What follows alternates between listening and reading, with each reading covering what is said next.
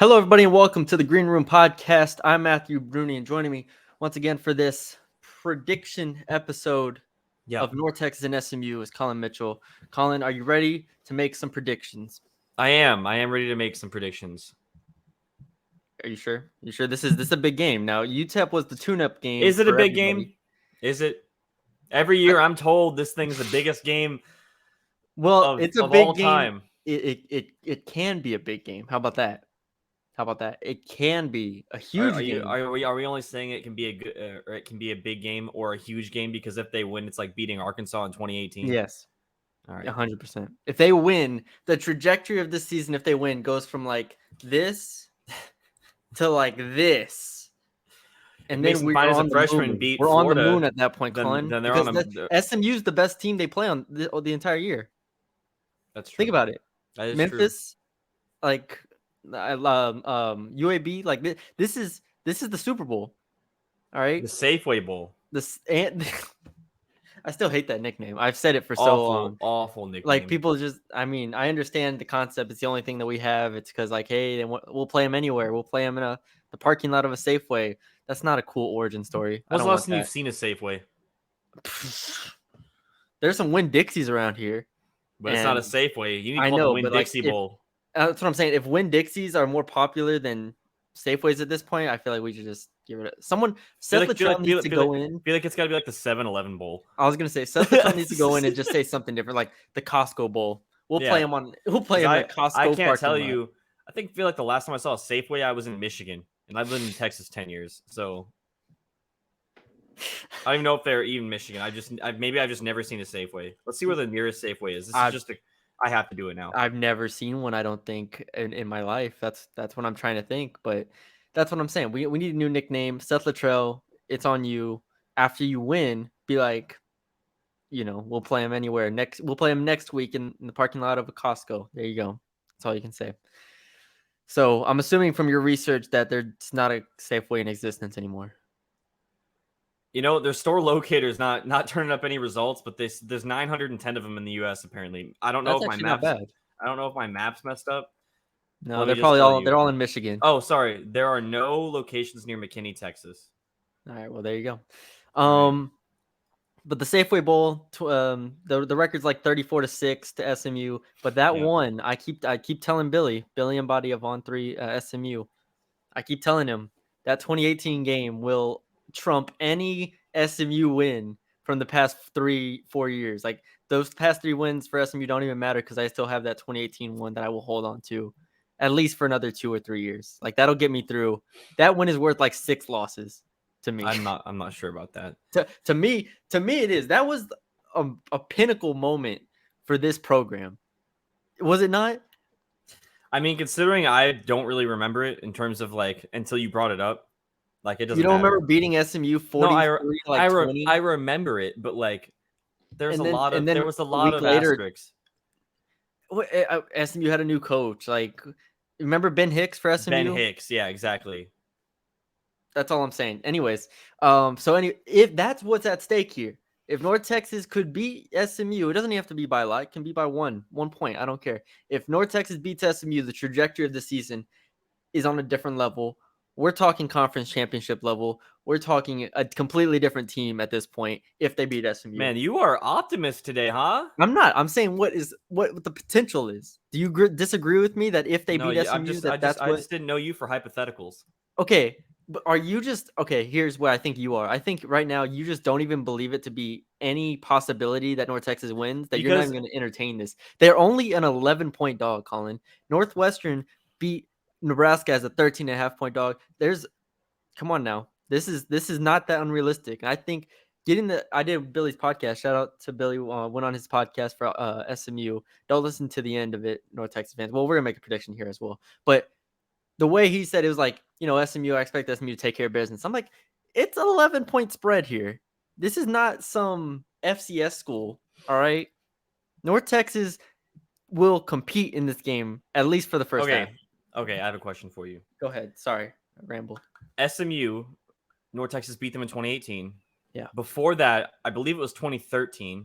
The record is what? 36-6? Is that what you said it was? Yeah, something like that. Yeah.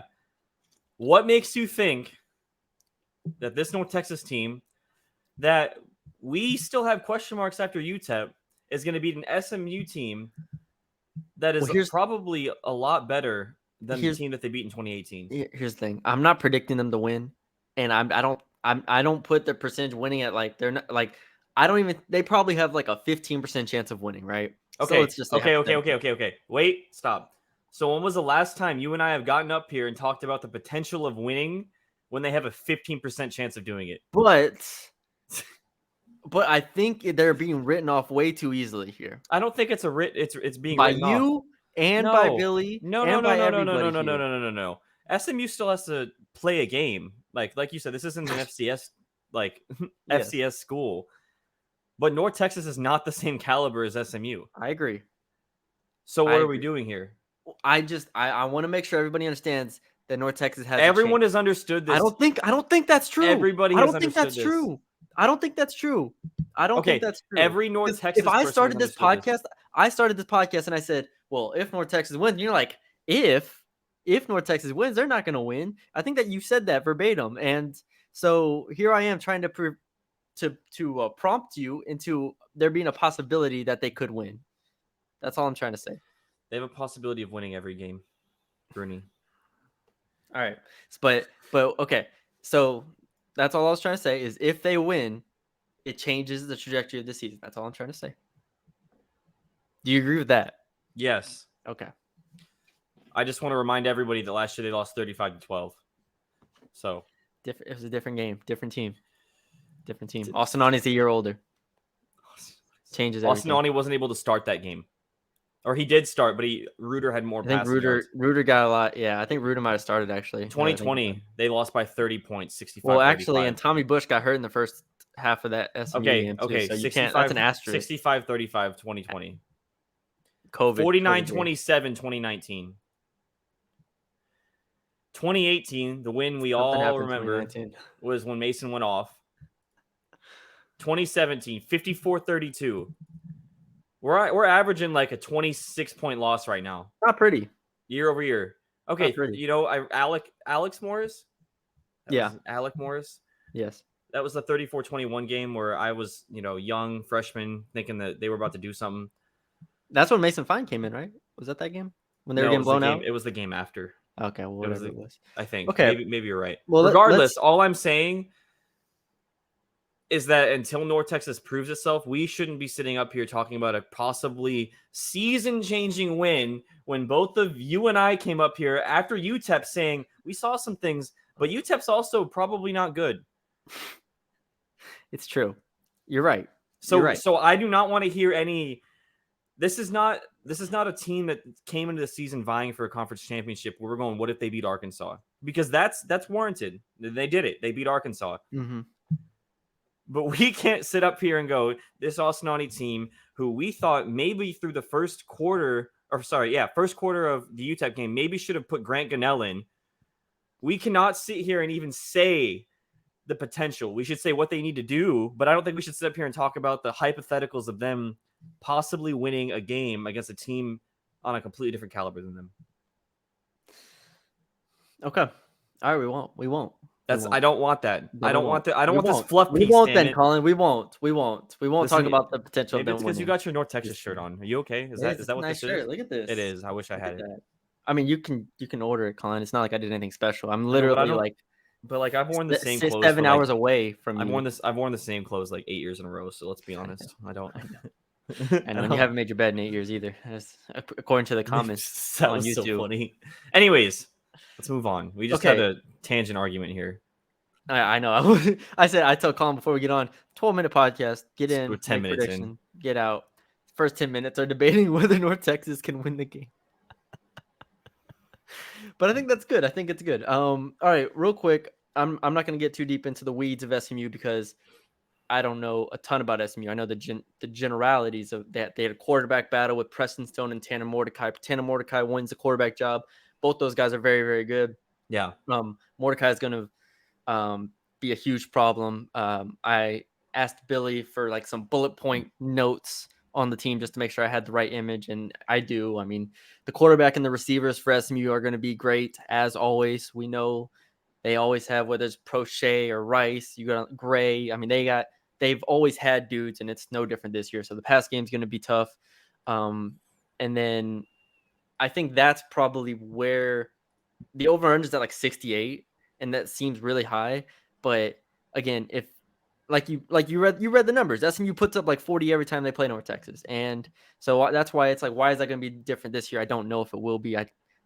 John Davis, I don't know his status yet, but I'm hoping he's back, hoping he's good. Him and Deshaun Gaddy at corner is good, but like you're just playing a different level of quarterback and receiver and talent position guys here. So that's what I'm looking for on that end.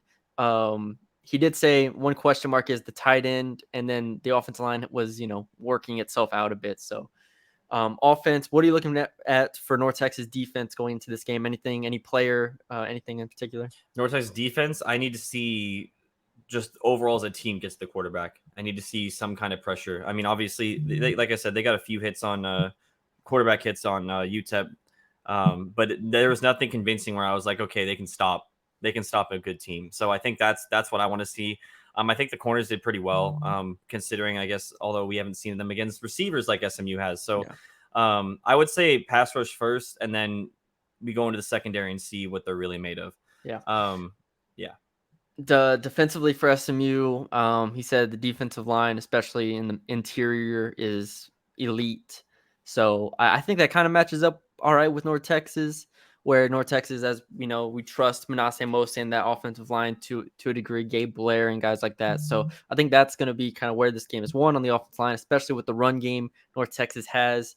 I mean, that's kind of I think that's my biggest point in every single game, and that's what we talked about last podcast is you have to establish the run if you're North Texas. You have to use those four backs, and then hope Austinani can make some plays off of that. So that's going to be my whole thing for that. And then the question mark he has is in the secondary, which I've heard him say before. The secondary for SMU has some question marks in it, so we'll see if maybe Bush or if get Jair Shorter back. I don't know his status, but if they get Shorter back, Burns, Jake Roberts, if they can maybe take advantage of it. But it all comes down to if Austinani can make the throws anyways. So that's that. Anything for North Texas offense you're looking for?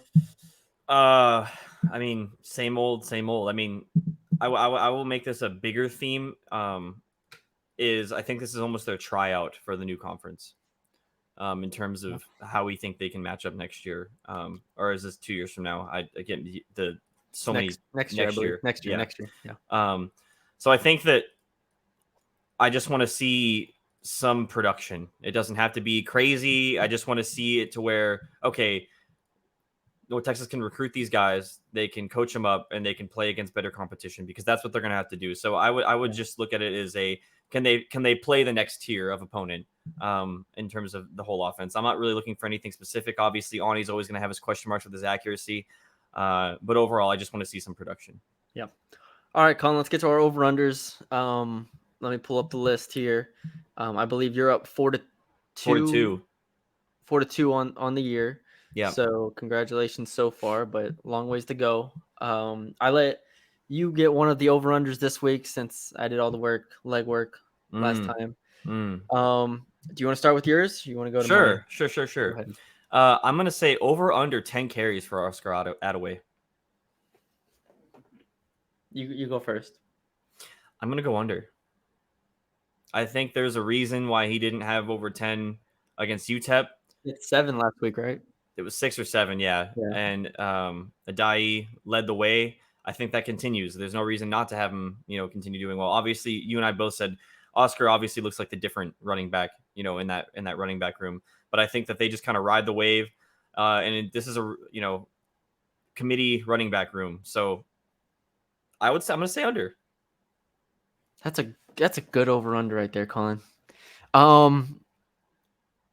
I think there might have been some hesitancy with him coming off an injury, and if he is 100%, this is the game you unleash him.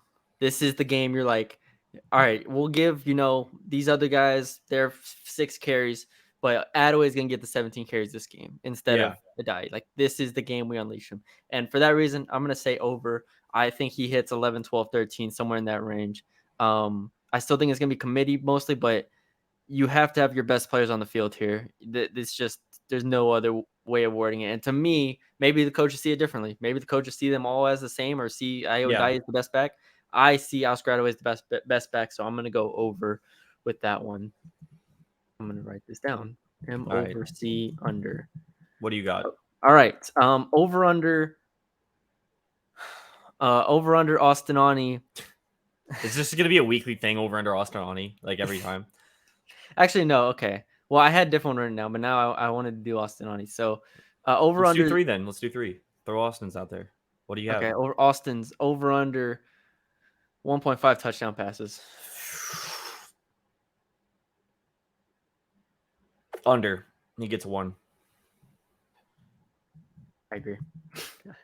I think the running game will finish off. I think anything within the red zone, they're just gonna throw it. I mean, it's just gonna be running backs. They're just gonna hand it off to the running backs. Yeah, I'm gonna go under there as well. I mean, he did have 3 last week though, Colin. That's Don't sleep. I'm trying not to sleep. How loud is my typing on this when I am typing? I don't hear it really. Oh, but there you go. All right, next is North Texas defense over under 0.5 interceptions. Under. So 0, I guess. Any oh my god. Yeah, dang. That's tough. I'm gonna say under 2. I'm not optimistic. It's kind of boring. We all got the same answers except for Oscar Adaway. And then Colin, well, it's a season long thing. All right, we don't have to every single one have different answers here. What was my other one? Jake Roberts over under 3.5 receptions. Over. All right, I have under, so that's good. I think SMU watched that game and was like, okay, Austinani's just throwing to Jake Roberts. make Austinani throw to somebody else. And Jake Roberts, Rod Burns, like make him take a shot over the top, make him do something difficult with his reads. I'm gonna say under, you say over. Okay. Getting it down. All right, you want to get into your score prediction while I write this down? You already have yours, so hit yours first. I'm still thinking. All right. Do you remember what mine was from the I mean, you want me to just say it for you? Podcast. It was 38-27. No, 35-27. 35-27 SMU. There you go. Explain that to me, please. I don't think North Texas offense will break 30. I think that's a pretty safe assumption. I just even if North Texas clicks to a degree, like they're gonna click because their run game. Yeah. I don't think it's gonna be explosive plays, really. Maybe besides 1 or 2. Red zone efficiency is kind of scary to me, even though they did pretty well against UTEP. I have to see it against SMU. Overall, I don't see North Texas breaking 30, and I think that's what you have to do to win this game. I don't think you win this game 24-21, 28-24. Like SMU is going to put up 28 minimum. So I see SMU getting to 35 and North Texas playing pretty well, which, covering the spread for what it's worth. Those gamblers out there, 27-35. It's all Brune cares about now. Is a pretty yes, it is. It's true. Louisiana has changed me. But yeah, I'm gonna go 35-27 SMU. Man, go ahead. Pick North Texas to win. I'm not at all. Do it. I'm going 40-21. Whew. I don't even know how they hit 40. I don't even know how that number happens. I was looking through the schedule and I saw the number 40. So I'd probably go I guess if we want to go what would it be? 41. 41. Yeah. So we'll go 41. 41-21. SMU. Right. Listen, man. I'll explain myself. I feel like I have a death wish after saying that we shouldn't even be talking about them winning. Go ahead. Bulletin board material. Yeah, I'll just. Yeah, honestly, that's good. That'd be good. Maybe they'll come out and win. No, I mean, listen, we know this. SMU year after year is always the better team, and it's not because North Texas is what's the word? Playing below their expectations. It's just that SMU is in a better conference. They get better players, and this quote unquote rivalry. Yeah, there's the North Texas SMU hate for the schools. But in terms of football, as we talked about, North Texas has 6 wins out of like 40 games. So, I mean, that's just kind of the way it is. Obviously, I think, like I said, this is a tryout for next year, but I still think North Texas isn't able to do. I think they're gonna look similar to they did against UTEP. They're gonna get some good throws and stuff in there, but they're not gonna be able to stop an offense like SMU just because they haven't seen it. They're not gonna see anything like that the rest of the year. Yeah. And this is where it kind of gets. Just to real quick talk to your point. If they do get blown out by 3 touchdowns or more, it's not gonna feel great going into next year, where you're gonna be in the same conference as them. Like, it's one thing. No, it's not. And like I said, that's the tryout, right? Like, and I think we're gonna leave this. Here's another point. I didn't think. Finish your thought first, and I'll bring it up. Sorry. No, I was just gonna say, like, UAB, UTSA, Western Kentucky. You look at good teams in Conference USA over the years. North Texas has never felt like they're out of reach of those teams. Mm-hmm. You know what I mean? Mm-hmm. If you go to the conference with SMU, and even if the rest of the conference, with Houston leaving and UCF leaving, like, you still have other good conferences in Tulane and Tulsa and quality teams there. It's gonna feel like it's out of reach to a degree. And those are teams that SMU lost to last year. SMU lost to Tulane last year. They lost to, I believe, they lose to Memphis last year as well. Yeah, I mean, you're talking. Yeah, they lost to Memphis. Yeah. So again, you're talking about SMU being your conference mate next year, and yeah, I've never felt the way that I do with a Conference USA team as we feel currently with SMU. And that's the concern. That's why I agree with you in saying it's a tryout year, quote unquote, or a tryout game rather, not because you have to win, but because you have to show yourself as an athletic department, as a football program. We're not that far. And I think they've done as we've talked about, Luttrell and them have done a good job acquiring talent over the years. And with that being the case, SMU has continued to acquire talent as well. Like, both of their recruiting classes have gone up year after year, pretty much. And now it's going to be about on the field. Can you make it look like you are in the same conference as them? Yeah. And just to clarify earlier, they didn't lose to Tulane. They beat Tulsa, or they lost to Tulsa. Sorry. Yeah. So, yeah, I mean, you lose to Tulsa 35-31. Houston, who North Texas has played recently, they lost 44-37. This is SMU, by the way. Memphis, they played them later this year, 28-25. So, like you said, they're out of reach. Now, the point I wanted to bring up is this almost also a tryout for Seth? Like, is the athletic department going to look at this game? This entire season is a tryout for Seth. The season, yes. But is this game weighted a lot more, or would you say significantly more than other games? Because, for example, if they get to the 7 wins, but they lose against all the teams that are better than them and they don't play up to expectations, lose to SMU, we'll say by the 20 points that I said, lose to Memphis by a similar margin. How does that affect it, even if you do win those 7 games? I understand what you're saying. It's definitely not the best look if you get blown out by both of those teams and, you're not competitive at all. Because in theory, this is year 6? Seven. Year 7? No way. 2016? Yeah. Damn.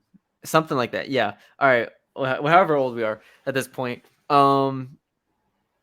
It's definitely not the look you want at this point. You want to be competitive. And so, while I don't think I think this speaks more to the program as a whole, but obviously Luttrell is the program, right? He is the head coach. Right. He is the one getting paid however much he's getting paid to represent this program, to recruit, to win, to be competitive. And if you're not competitive against SMU in year 6, 7, like, what are we doing here? Yeah. But also, I don't know. I think there's a little bit of realism in, as I don't know how much more Luttrell could do, like, besides, yeah, you could have taken them to a conference championship or something like that over the years. But with North Texas resources improving, the recruiting still being solid, them being in a good area, I don't think this game says as much about Luttrell as it does the entire football program, if that makes sense. I agree and disagree. I would say yes. Seth is obviously the figurehead, but you also need a scapegoat in the sense that we talked about earlier. You've always felt like North Texas has been in reach of those good teams. They've been in reach of UAB. They've been in reach of FAU when they had Lane Kiffin. They've been in reach of Western. But they've never surpassed them, which they've been expected to probably more years than not under Seth, right? I mean, wouldn't you say? They get blown out that conference championship games at FAU. They haven't won a bowl game. Mason Fine's senior season's, wasted, for lack of a better term. I think that although, yes, you're not going to look at this game and go, well, I really would have liked to see, a 3-point game or something like that. But also, if you only win 7 games and you're not competitive against the 2 teams that are going to be in your conference next year, is this the peak of is this just what this team is under Seth? I see what you're saying. Like, yeah. Because the schedule is the way the schedule is, where it's like you beat up on FIU, who barely beat Bryant last night. Like, they legitimately almost lost to Bryant. Yeah. Like, UNLV is an awful team. Texas Southern, like, La Tech has a down year. Rice, like, you're going to beat up on those bad teams for 5 wins. Year after year. Yeah. Which they've done, Yeah. So I get what you're saying. That's an interesting point.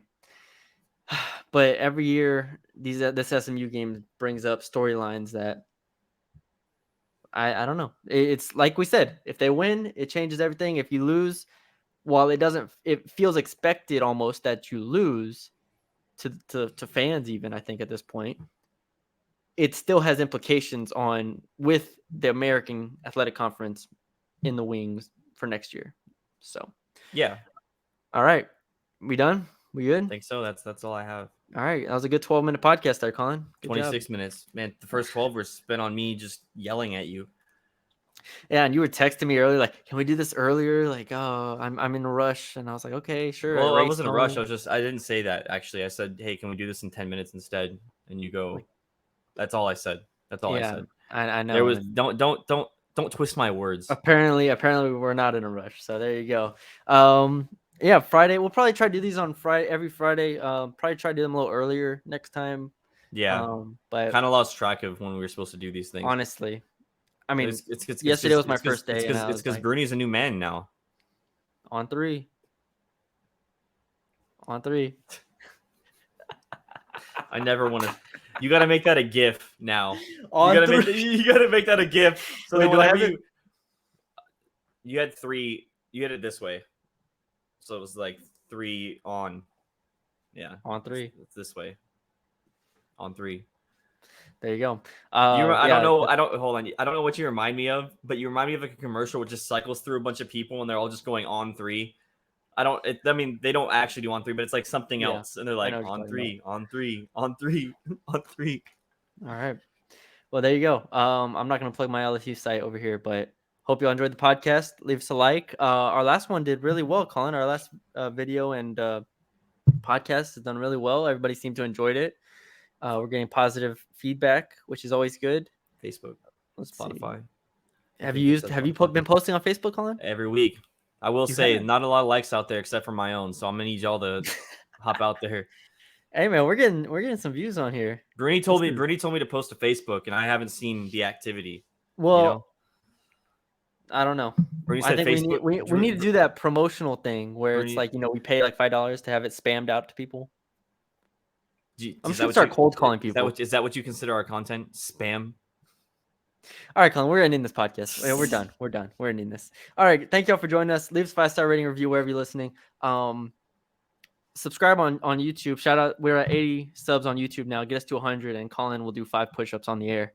And we appreciate y'all for joining us. I can easily do those now. All right. So all right. Man, I remember the good old days where you couldn't do one.